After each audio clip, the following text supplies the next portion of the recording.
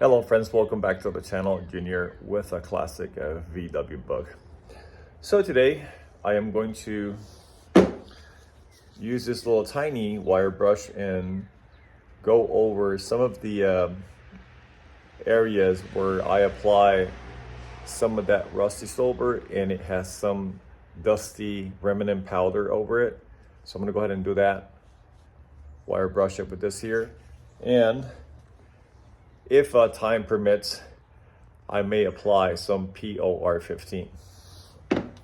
So according to the information that I found online, the ideal temperature to apply POR15 is actually 70 degrees, but it is acceptable to actually do it between 50 and 70. So I think that the only issue with that would be the drying time, may change, but I feel like I don't want to wait anymore. And so the other thing that people sometimes ask is, can we paint over POR15 after we apply it?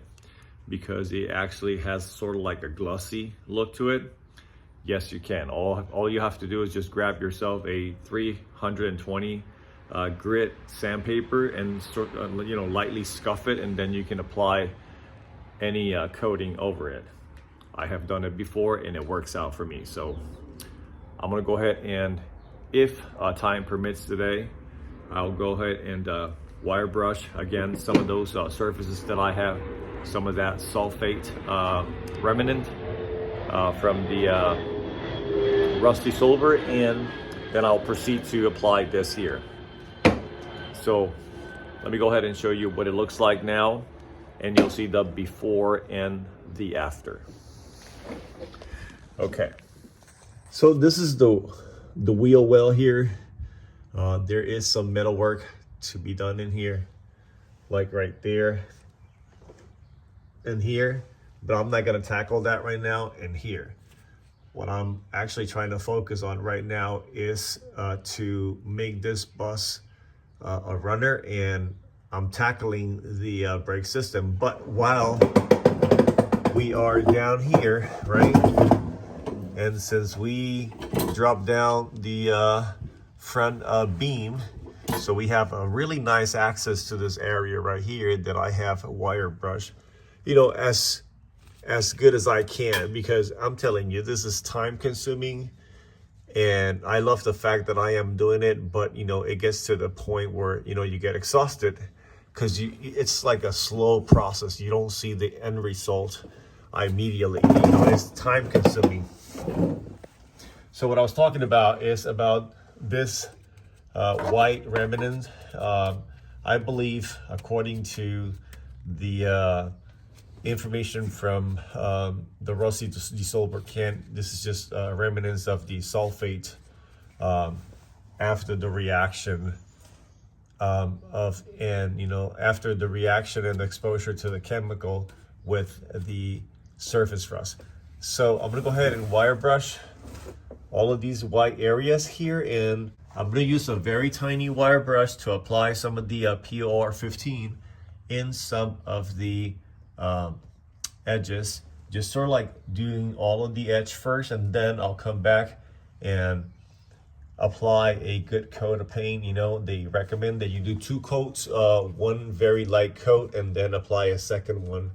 And if you want to paint over it, then you have to scuff it off with a 320 sandpaper grit. So I got this here, right? So I was thinking to tackle right now the area I would be concerned that it would not give me accessibility to work on it once I put the brake system back in place along with the beam. And it's from right here all the way down to about right here. So that's what I'm gonna do now. Let's go ahead and do this here. So this is what it looks like right now. This is the before. And so with the magic of technology, this is what it looks like now. Okay, friends, so we continue to make some progress down here. I went back over all of the white sulfate dust powder with a nylon wheel bristle brush that I purchased at our local Harbor Freight store, and installed that in one of my core drills, and I went over it and cleaned as much as I could. I also use a very tiny wire brush for some of the very tight spots that I couldn't get the wheel nylon brush. But I'm happy with what I have right now. Honestly, I have been brainstorming a lot about what I want to do with this here, and obviously I am going to spray paint it. But I keep wondering, do I want to paint it real orange like I did in the engine compartment down here? So that's the one thing that I keep thinking about it. Honestly, I would prefer to do the POR15 because it's going to be a rust encapsulator designed exactly for this type of work, you know, where you have like surface rust and things like that. And then, well, as I mentioned before, you know, you can still paint over POR15, but you would have to come back and get a 320 sandpaper grit to scuff it. And I don't know if I want to do that. I think that I might just paint it with POR15 and leave this area right here, you know, rust encapsulated or protected, I should say, with the POR15. And I think that what I might do, and that's what I'm thinking right now, I might just change my mind tomorrow, right? And then whatever it's in the outer side of the bus, like the wheel well, all of that is actually orange, and at some point it had a bunch of Bendix and, you know, underneath coating, and all you could see was black, right? I feel like maybe just painting that area, that it gets more exposure to be seen by others in the real orange paint, and just paint this here with the POR15 and leave it black and rust protected. Then again, I know I'm repeating this, but I might just change my mind and scuff it up and, you know, spray paint it real orange, because that's the way I am. I just noticed right here, I still have to go back in here and perhaps just, you know, scrape that off, or maybe just leave it as such. It's no big deal. Good metal, and honestly, I have spent too many hours down in this bus right here, you know, scraping off and knocking off all of that Bendix that was actually under it, that was actually hiding some surface rust, that now that I have uncovered it, I can go back now and take care of the situation and rust protect it, rust encapsulate it. All right, so again, like I said, you know, for you, it's going to be a fraction of a second. With the magic of technology, I'm just going to go ahead and snap my fingers, and that's going to be painted.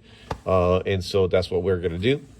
And so next time you see this here, it might be just POR15 only, or both POR15 painted and real orange spray painted. So there we go. So here we go. And as you can see,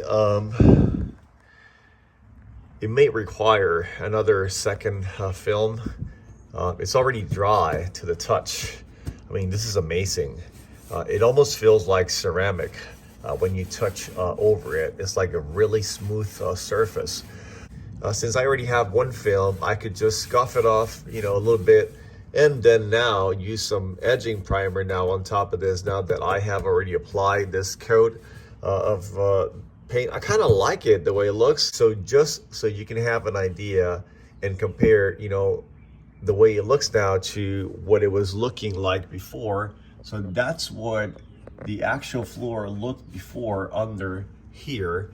And, you know, I applied this here, and this is like, I love this stuff. The only thing I don't like about this stuff is that you also have to scuff it to do a second application. It would be nice, you know, that this here, you know, I didn't have to do that. But again, I mean, it is what it is. So I'm gonna go back now, and you can see that when you apply this with a brush, you can see that it leaves a lot of streak marks. But the funny thing is that it's almost like it's self-leveling, because here I have brush strokes as I was painting it, and you can see some here because there's a reason why this is called POR 15, paint over rust. It actually goes even better, or applies better, when the surface is lightly scuffed or lightly surface rust on it. It adheres better. Areas where you don't see any surface rust, you can see the difference right here. It takes a little bit more of a time to get the paint to actually adhere, because this paint is like really watery. You can, I would probably dare, you can literally, spray it off of a one of those painting guns. You can literally put it directly into it. I would think. I have never ever done that, but I'm tempted to actually try that, to see if it works. To be honest with you, I have even entertained putting the stuff in a bottle sprayer and see if that works. Who knows? I may have to actually dilute it a little bit more, maybe, to do that. And if you ever are entertaining that idea, I think you may have to do a little bit of more research. But I think that POR 15 actually sells a reducer that you can actually add to it, so you can spray it with a spray gun. But I like applying it with a brush. It goes on really well, and I'm really satisfied with this here. I mean, like, this is so awesome. So I'm gonna go ahead and continue to do this work off cameras, but this is what it looks like. So I'm gonna go ahead and leave it here. Today, my goal is to go ahead and remove this pit arm here. I'm having a really hard time trying to get it out. So that's going to be obviously in the next video. I'm going to tell you exactly what's going on with it, and what troubles I have underwent trying to get it out. So right now, it's been sitting there for like 3, 4, 5 days maybe. I've been applying some PB Blaster and some WD-40 to see if it loosens up. So I'll get back to you on what's going on with that. But yeah. All right, so let me go ahead and flip the camera here now. So I did this part a couple of days later after I removed the steering wheel box, and I apply a second coat of POR 15.